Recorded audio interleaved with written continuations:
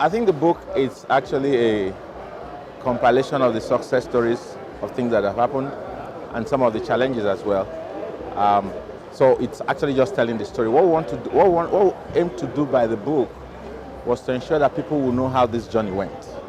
And then people who are still planning to implement will see some of the mistakes that were made and learn from them and do things better going forward. I think this book is an important chronicle of how well the AIDS Prevention Initiative in Nigeria, Public Health Initiative, has done. So APIN has started in 2007, but really their program has really blossomed in the last 10 years and really improved the quality and the number of patients that are receiving high quality treatment and care in the country. So I do think it's an important document of that achievement.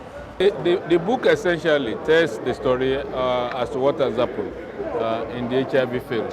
It's going to be a major boost to those who are working on the field. We're celebrating those who have worked over the years.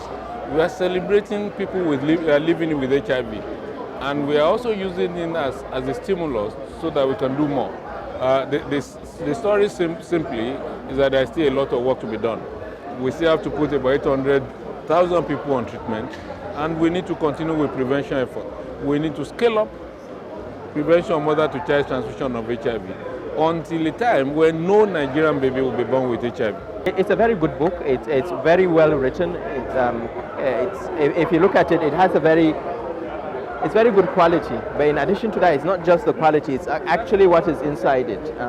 You can see the list of authors that contributed to the book. It's probably, I think it's probably going to be the most authoritative account of the HIV epidemic in Nigeria. I certainly haven't come across any book so far written about the HIV epidemic that has the sort of detail that this book has.